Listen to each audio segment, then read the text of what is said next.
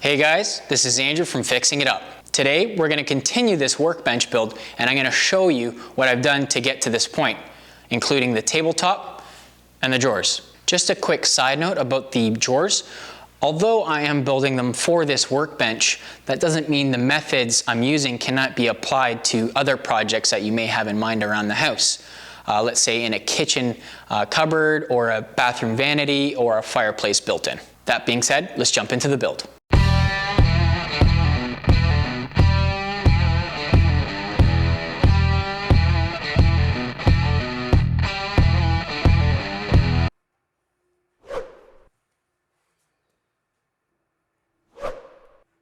To start this project off, I'm going to finish the tabletop. That way I can utilize it for the rest of the build. The tabletop is made up of 5/8 plywood and 5/8 MDF, and I prepare for glue up by making a few lines on the MDF to help line up the plywood. I then pour a generous amount of wood glue to the MDF, spread it, and carefully lay it down onto the plywood into position. To secure these two pieces together, clamps aren't really an option as there is no way to get at the middle, so I had to resort to many trips to the basement to get all the weights to the garage.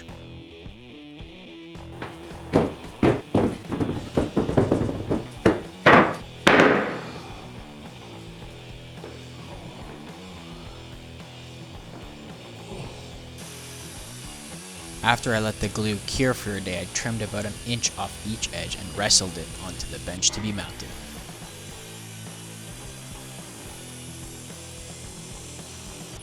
Once the top was on the bench, I centered it and began to fasten. There's a couple of options to mount it here, but I had a bunch of spare L brackets handy, so why not? This method also allows for easy removal in the future should I choose to replace it. Because I have that middle support piece hidden in the bench, I took advantage of a right angle attachment on my impact to make easy work of a tight space. Now that I have the tabletop mounted, it can now help us to make these drawers, but for now let's just jump into the drawer layout itself. I got a few things to show you. Alright guys, I just want to show a bit of how I'm getting the layout for this drawer, specifically the drawer width. So just a bit of a visual here just to go over a couple pieces.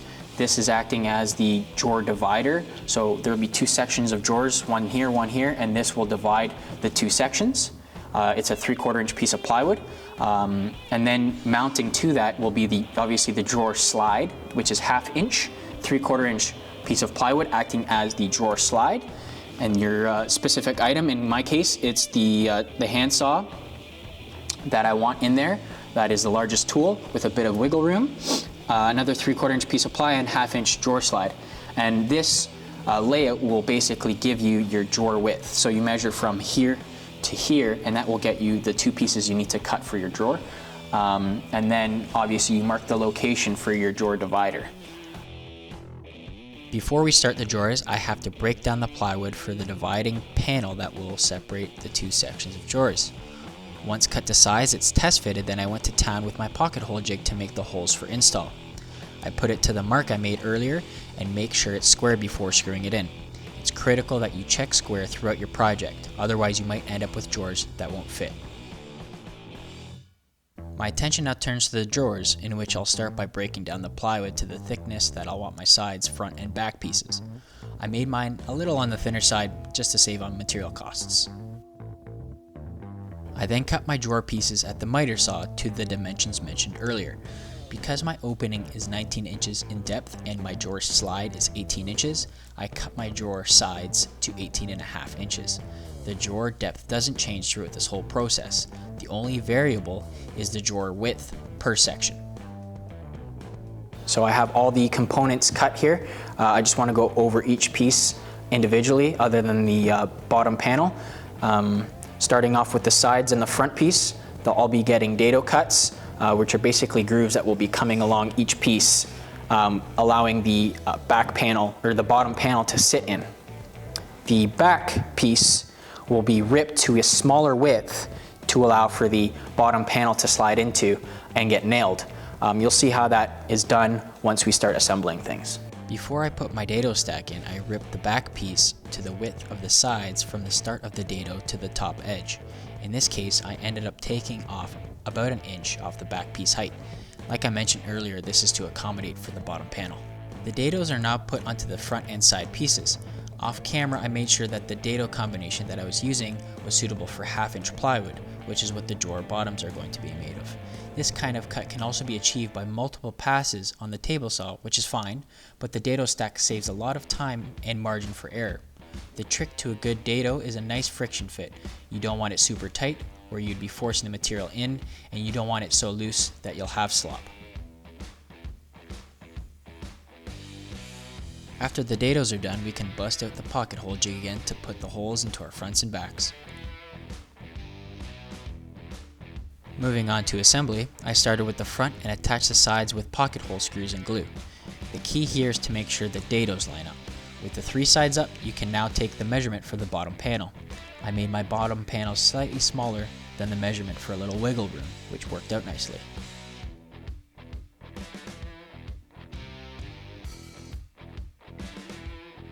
The bottom panel slides in flush with the drawer sides, and the back piece is secured with pocket hole screws and glue.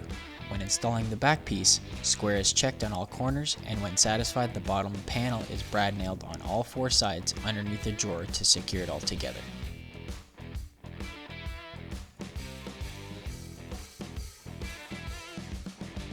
Before we install this drawer, just want to make sure we do a quick test fit. Always a good idea to do that, just in case we have to make adjustments, aka make a new one. But we'll see how it goes. So we're gonna put the drawer in. The 2 slides on either side.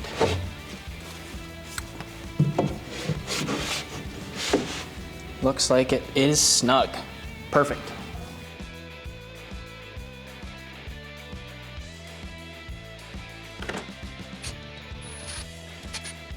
I did end up installing the drawer that I had made to go along with this video. However, the process was a bit of a fiasco and I had to rethink how I went about installing them. I ended up with a method that made it way less painful and easier to explain, which is what I'm showing here. What I ended up doing for the ease of install was using extra material as spacers. A bigger piece of plywood was put on the bottom of the cabinet and a small strip of plywood on top of that, about 1 inch or so. The drawer slide would rest on that small strip while I held it in place and screwed it in. To get proper positioning on it, the front flat part of the slide would be flush with the second layer of the frame construction. This is done so that the drawer fronts are installed flush with the frame. Anyways, back to the install. Once both slides are in, I take away the small strip of plywood and put the drawer box on top of the larger piece of plywood so that it's sandwiched between the slides. The drawer box is then propped out a bit along with each slide, enough so that you can see the first screw hole. The slide is then flushed up with the box and screwed in.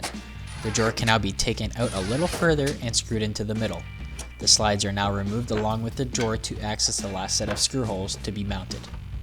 The drawer is then put back into place and should operate like a normal drawer, but it doesn't stop there. To install the upper drawer, 2 larger spacers are placed on either side of the drawer along with the small strip. The whole process is repeated, however the drawer will now rest on those 2 larger spacers.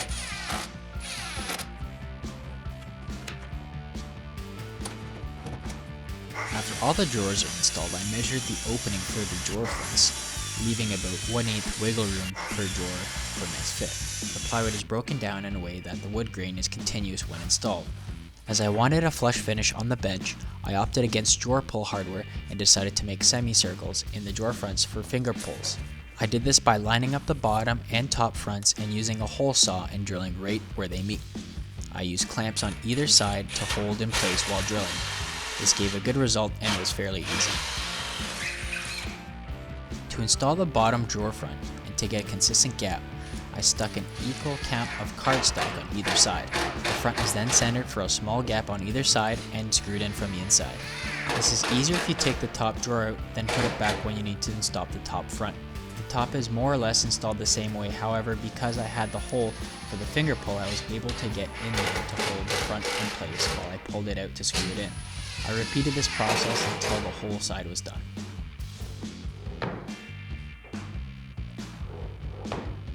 Okay, this is where I'm going to end the build. Really happy with the progress so far. I'll just give you a quick glimpse of one of the drawers here. Fits the tools that I want, opens, closes nicely, and most importantly, it flushes up to the frame. so that I have no protrusions coming out and wanting to grab a hold of my pants or something. As for the tabletop, I still have the MDF and the plywood exposed. I plan on to put some sort of edge protection by tacking on some pine, and then after that I'll probably coat the whole tabletop itself with a few coats of lacquer to help protect it a bit. Thanks for joining me on this one, guys. A quick mention on the other side of this workbench. The cabinet portion is not finished as I ran out of material towards the end. I do have a few cool ideas in mind that I will be posting a video for eventually. I am open to suggestions and ideas if you guys have any. If you have any comments or questions, please let me know below. Until next time though, stay safe.